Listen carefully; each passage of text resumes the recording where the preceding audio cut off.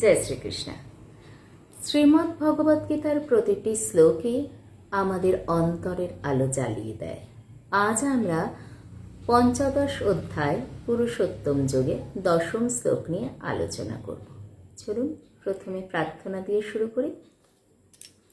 বাসুদেবসুতং দেবং কংসচারূরমর্দনম দেবকী পরমানন্দং কৃষ্ণং বন্দে জগদ্গুরুম শ্রীকৃষ্ণং বন্দে জগদ্গুরুম। জয় শ্রীকৃষ্ণ। এখন আমি শ্লোকটি পাঠ করছি। ওম শ্রী পরমাত্মনে নমঃ।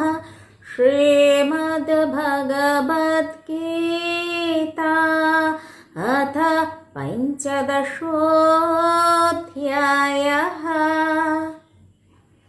उत्क्रामन्तं स्थितं वापि भुञ्जानं वा गुणान्वितं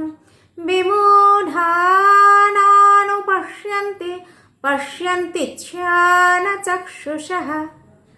এই শ্লোকের মাধ্যমে ভগবান আমাদের জানিয়েছেন যে অজ্ঞ মানুষ আত্মার আগমন, অবস্থান বা প্রস্থান বুঝতে পারে না, কিন্তু যিনি জ্ঞানচক্ষু লাভ করেছেন তিনি তা উপলব্ধি করতে পারেন।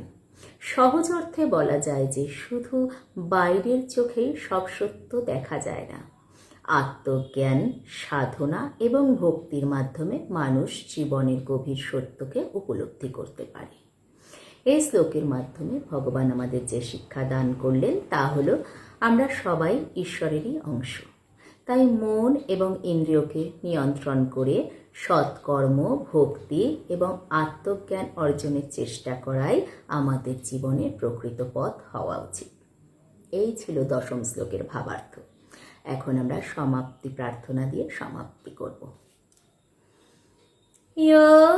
যোগেশং সচ্চিদানন্দং বাসুদেবং ব্রজপ্রিয়ং ধর্ম সংস্থাপকং বীরং কৃষ্ণং বন্দে জগদ্গুরুং শ্রীকৃষ্ণং বন্দে জগদ্গুরুং।